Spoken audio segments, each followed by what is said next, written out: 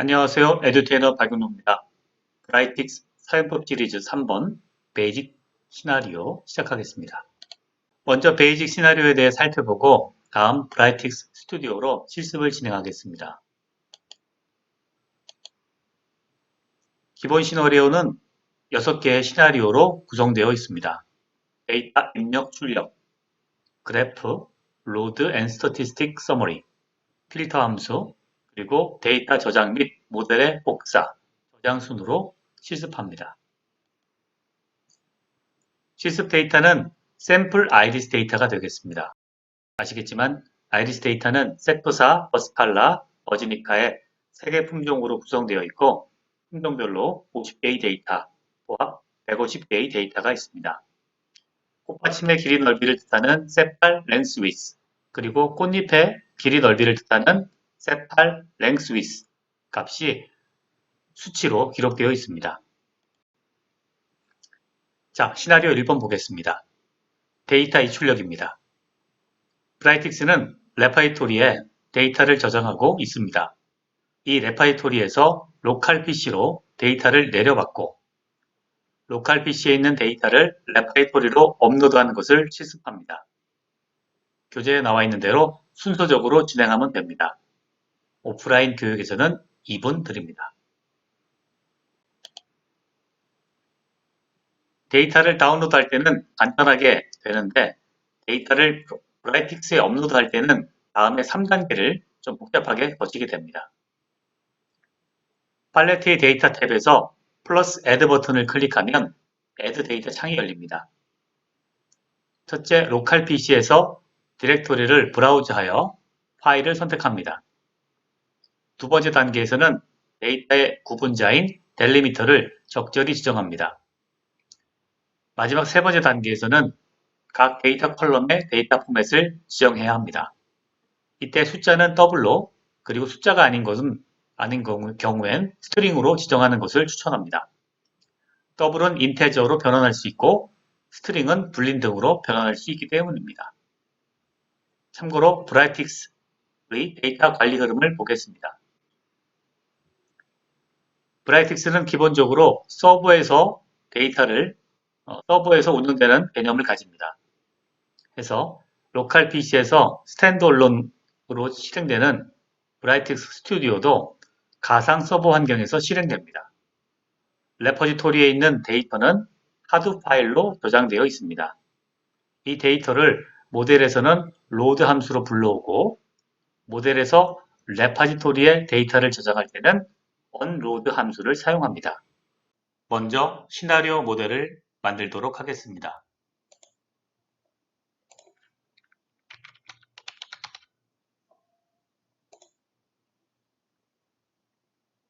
자, 우리가 데이터 작업을 하려면 일단 모델이 하나 열려 있어야 됩니다. 팔레트에 가서 데이터 탭 누르고 샘플 아이리스를 찾습니다.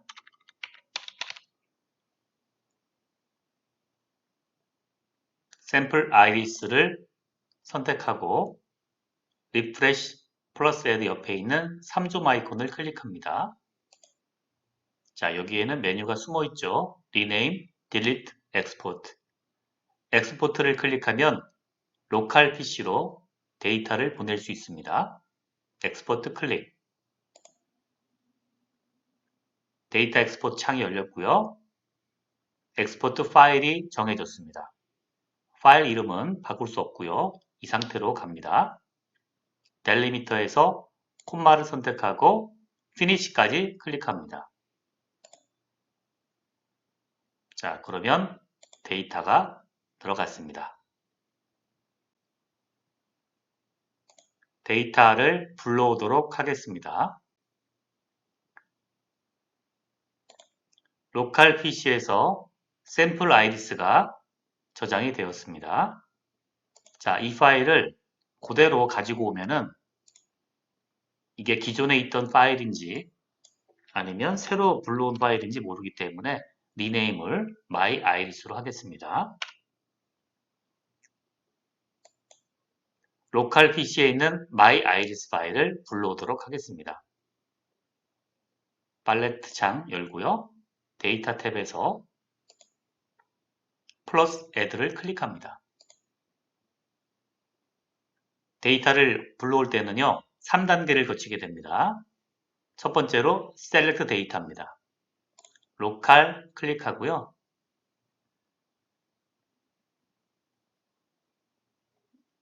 자, 다운로드 폴더에서 My Iris를 선택합니다. 열기 클릭. 자, 파일이 맞죠? 프리뷰로 확인하고요. Next 클릭합니다. 두 번째 단계는 델리미터를 정해주는 set 델리미터가 되겠습니다. 델리미터는 콤마, 탭, 스페이스, 콜론, 세미콜론, 그리고 사용자 지정하는 어떤 델리미터가 될 수 있습니다. 자, 여기에서는 콤마가 적절하죠. 컬럼 이름과 first 데이터가 나왔습니다. 자, 다음 단계 가겠습니다. next 클릭. 자, 마지막 단계입니다. set column data format. 컬럼의 데이터 포맷을 정해주는 겁니다. 자, 데이터 포맷은요, 보시는 바와 같이 string, double, integer, long, boolean 등 5개가 있습니다. 자, sepal length, double, species, string 이렇게 나왔죠. 브라이틱스는 자동적으로 첫 번째 데이터를 보고 더블, 스트링 등으로 정해주게 되어 있습니다. 인테저도 정해주고요. 그런데 추천하기로는 숫자면 더블, 숫자가 아니면 스트링으로 읽어주는 것을 추천합니다. 왜냐하면 5.1을 인테저로 읽으면 5로 읽어집니다. 그래서 저장이 5로 되기 때문에 정보를 손실하죠. 그래서 숫자는 더블, 숫자가 아니면 스트링으로 읽어주면 좋겠습니다. 피니시 클릭. 피니시를 클릭하면 데이터가 들어왔습니다. 자, 리프레시 하고 보면은요. My Iris 데이터가 들어와 있는 것을 확인할 수가 있습니다.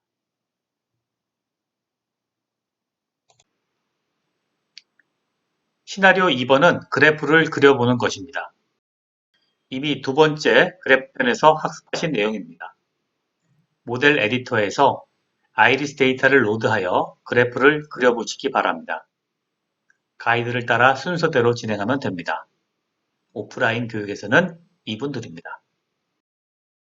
두 번째 시나리오는 데이터를 로드해서 그래프를 그려보는 겁니다. 더블 클릭해서 로드 함수를 배치하겠습니다. 로드 함수 클릭하고요. 패스에서 샘플 아이리스를 가져오도록 하겠습니다.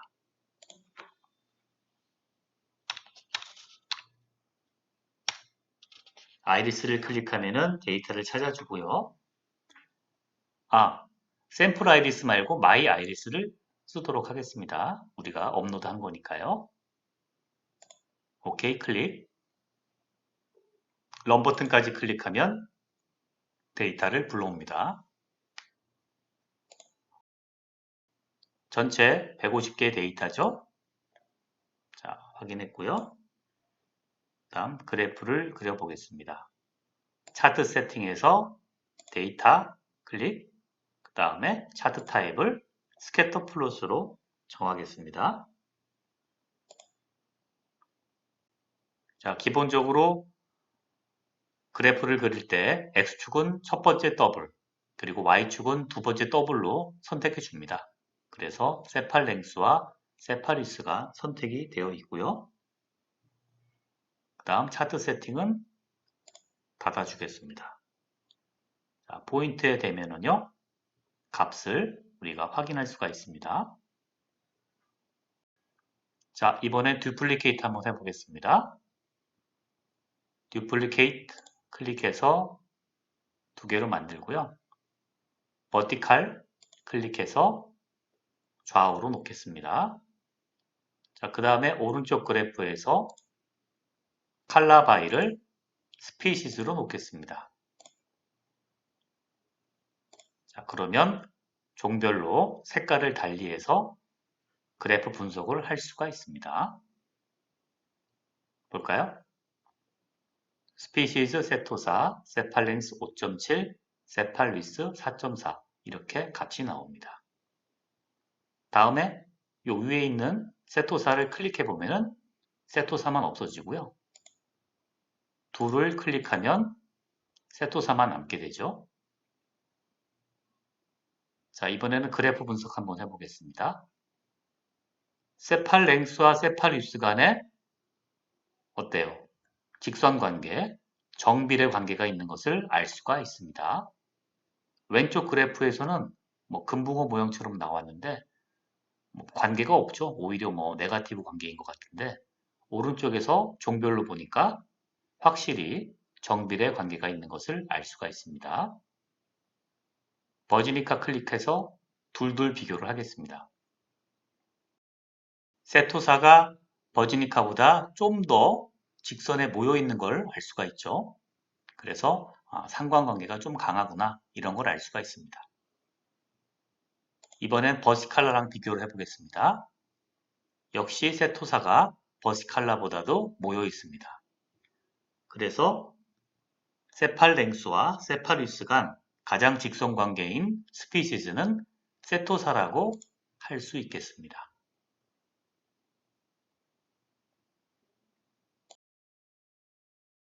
3번 시나리오는 스태티스틱 서머리 함수를 사용해 보는 것입니다. 1번 시나리오에서 레파지토리에 업로드한 아이리스, 마이 아이리스 데이터를 사용하여 통계 서머리 함수로 분석해 봅니다. 로드 함수로 마이 아이리스 데이터를 읽어오고 그 옆에 스태티스틱 서머리 함수를 배치한 후 함수창의 프로퍼티 창에서 함수의 파라미터 값을 세팅하고 실행합니다. 가이드를 따라 한번 해보시기 바랍니다. 오프라인에서는 3분을 드립니다. 세 번째 시나리오는 로드 앤 스태티스틱 서머리입니다. 로드 함수 옆에 새로운 함수를 배치하겠습니다. 그 함수는 통계 요약을 구하는 스태티스틱 서머리 함수입니다. 썸으로 키워드 찾고요. 스태티스틱 서머리 클릭합니다. 클릭하면 함수가 배치가 됐고요. 여기에서 인풋 컬럼을 정해줍니다. 셀렉트를 클릭해서 세팔랭스 그리고 세팔위스를 선택합니다. 다음 구하고자 하는 통계량 타겟 스태티스틱에서 에버리지, 자 에버리지는 디폴트로 정해져 있습니다. 그 다음에 스탠다드 디비에이션 선택합니다. 자, 런 버튼을 클릭하면 이제 값을 구할 수가 있죠. 자, 값을 구했습니다. 에버리지 5.843, 스탠다드 디비에이션 0.825 이렇게 나옵니다. 자, 자릿수를 넓힐 수가 있고요. 자릿수를 넓히면 아마도 12자리가 나오게 됩니다. 소수점 12자리. 자, 이 상태에서 이 컬럼의 소수점 자릿수를 한번 정해 보도록 하겠습니다. 어떻게 하느냐? 차트 세팅에 가면 됩니다. 차트 세팅에서 포매터라고 있습니다.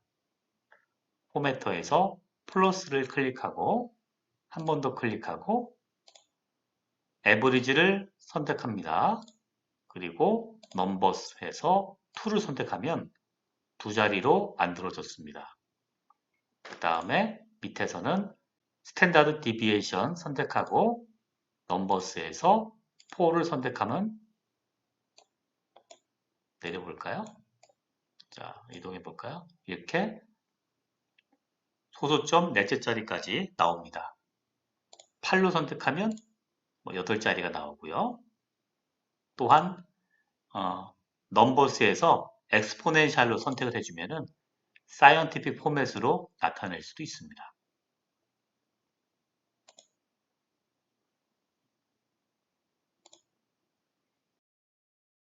(4번) 시나리오에서는 필터 함수를 활용하여 아이리스 데이터 중 스피시스가 세토사인 50개의 데이터를 추출합니다. 필터 함수를 배치하고 필터 조건에 species equal 세토사를 지정합니다. 여기서 스튜디오를 사용할 경우 싱글 쿼테이션 마크, 이 싱글 쿼테이션 마크를 사용하는 것을 유의해야 합니다. 가이드를 따라 한번 해보시기 바랍니다. 네 번째 시나리오는 필터입니다. 필터 함수를 통해서 데이터를 추출해 보도록 하겠습니다. 자, 더블 클릭해서 함수를 배치했는데요. 이번에는 팔레트에서 펑션 탭을 사용해 보도록 하겠습니다. 자, 필터 함수를 찾고요. 그 다음에 여기 필터 함수를 배치합니다. 배치하는 방법은요. 팔레트 창에서는 드래그입니다. 클릭 드래그해서 배치를 합니다. 자, 그 다음 함수를 연결해 주고요. 로드 함수에서 연결을 합니다. 자, 필터에서 원하는 거는 세토사를 찾아내라고 하죠. 세토사는 컨디션으로 정해줍니다. 자, 컨디션 해서 스피시스가 equal 세토사 해서 잡아줍니다. 이때 세미 코테이션 마크를 꼭 넣어줘야 됩니다. OK 클릭. 자, 그렇게 하면 컨디션이 정해졌고요. 런 버튼을 클릭하면 결과가 나옵니다.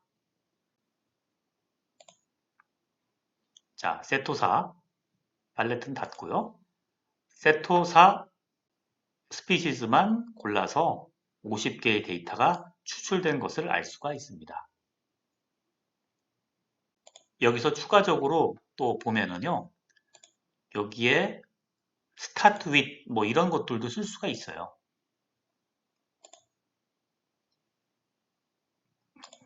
문자이기 때문에 이런 것도 쓸 수가 있고요. 대신에 여기 equal을 썼을 때는 이 세미 코테이션 마크를 꼭 써줘야 됩니다. 안 그러면은 이 파이썬이 돌아가는데 세토사라는 변수를 찾습니다. 한번 해볼게요. OK 클릭하고 런 버튼을 클릭하면 이렇게 에러가 납니다. variable name 세토사가 정의되지 않았다. 자, 아시겠죠? 그래서 컨디션에다가 equal을 쓸 때는 꼭 세미코테이션 마크를 써야 되고요. 만약에 그냥 contain과 같이 완전 문자로 된 문자 상수를 받는다라고 알고 있는 거를 두면은요. 세미코테이션 마크가 없어도 수행이 됩니다.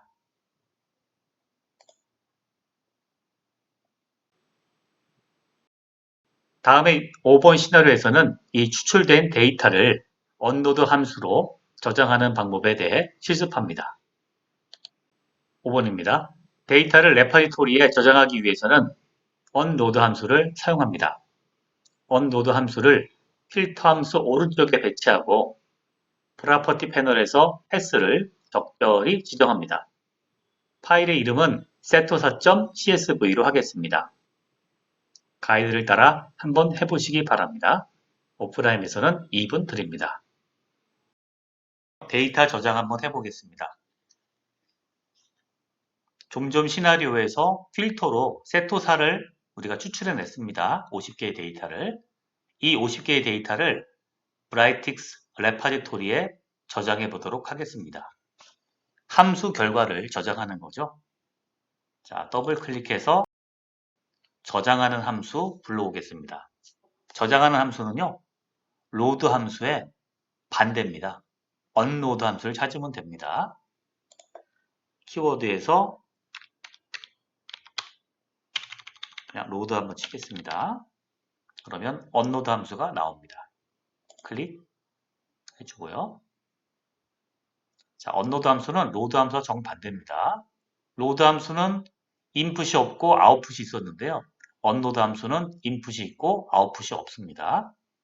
자, 그리고 패스 부분을 클릭해서 이 왼쪽에 있는 함수를 저장해 주는 겁니다. 패스 클릭 하면은요, 세팅 패스 그대로 나오죠? 자, 요령은요, 이렇게 합니다. 업로드 폴더를 클릭해서 이렇게 디렉토리를 잡아주고요. 그 다음에 파일 이름을 써주면 됩니다. 세토사.csv로 저장하겠습니다. OK 클릭하면은요, 패스가 정해졌고요.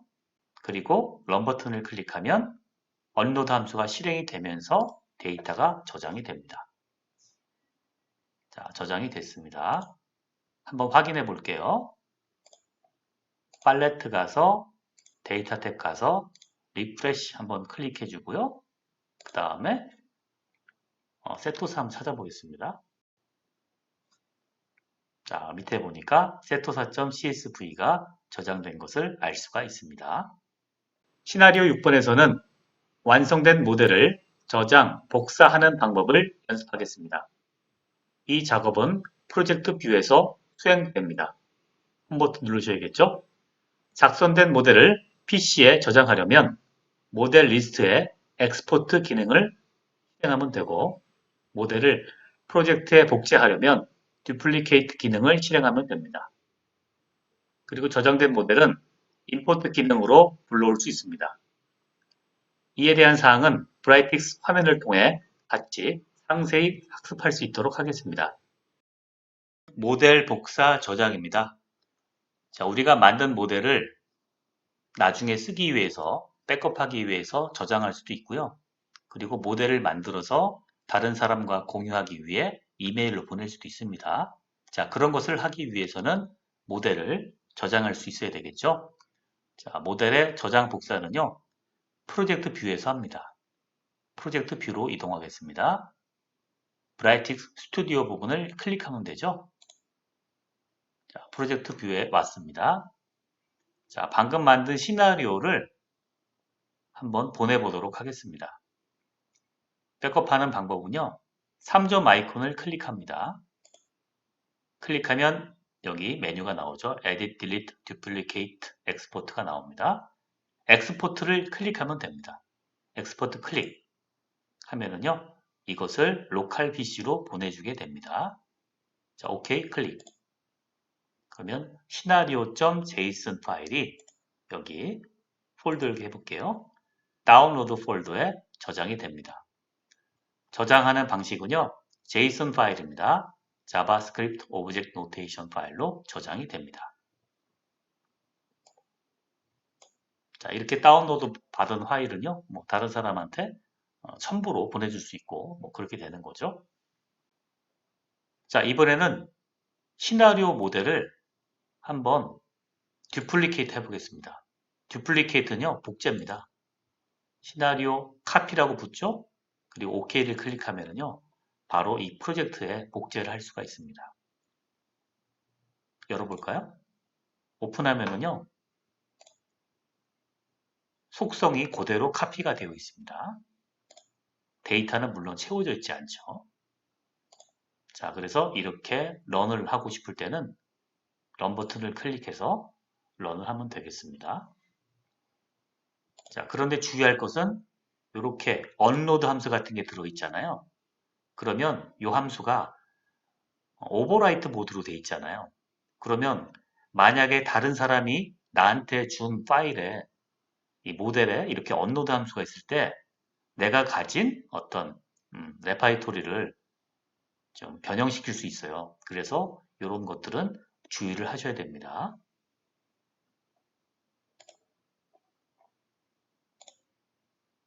자, 그 다음에 듀플리케이트에 좋은 기능이 또 있어서 소개해드리면은요. 프로젝트를 하나 더 만들어 볼게요. my2로 만들어 보고요. 자, my2가 만들어졌습니다. 아무것도 없죠. 자, my 프로젝트로 이동해서요. 여기 시나리오를 가서 듀플리케이트를 해보겠습니다. 자, 여기 보면 to 프로젝트라고 하는 부분이 있죠. 이거는 프로젝트를 선택할 수 있는 겁니다. my2를 선택하고 OK를 클릭하면은요. my2로 카피가 보내집니다. my2 오픈해 보겠습니다. 자, 시나리오 카피가 들어왔죠? 자, 이런 식으로 듀플리케이트를 이용하면 쉽게 카피를 할 수가 있습니다. 자, 그러면 이렇게 카피된 것을 가지고 좀 더 모델을 디벨롭 할 수가 있겠죠. 여기다 함수를 더 붙이든가 해서 작업을 할 수가 있습니다. 자, 이번에는요. 모델을 임포트 해 보도록 하겠습니다. 우리가 저장된 모델을 임포트 할 수도 있고요. 다른 사람한테 받은 모델을 임포트 할 수도 있습니다. 또는 튜토리얼에 있는 파일을 받아서 임포트 할 수도 있죠. 자, 임포트 하는 법 알려드리겠습니다. 임포트 클릭합니다. 그 다음에 Select 파일을 클릭합니다.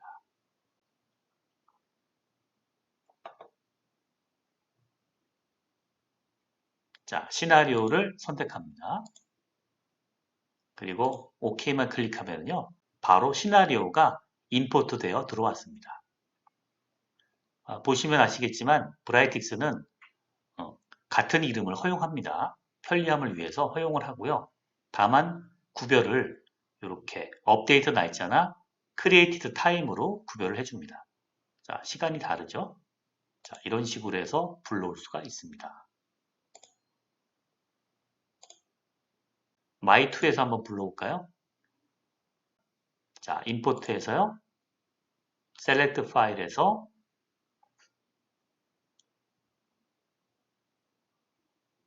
자, 폴더 잡아주고요. 시나리오 제이슨 선택합니다. 열기 클릭하고 OK만 클릭하면 됩니다. 자, 그러면 시나리오 파일을 불러왔습니다.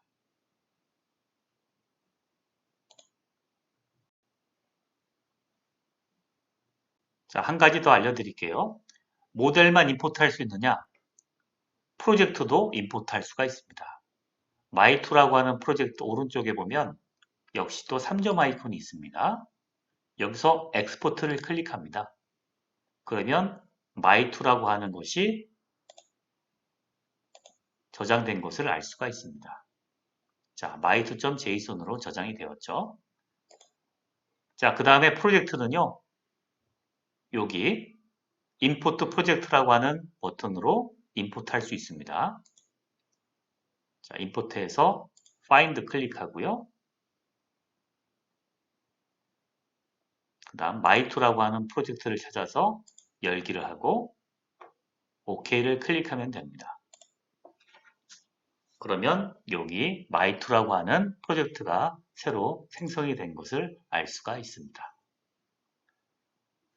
자, 그런데 JSON으로 된 파일이 프로젝트인지 모델인지 구별이 안 되잖아요. 그래서 적절하게 프로젝트 파일을 표현해주는 이 네이밍 규칙을 가지고 있으면 좋습니다.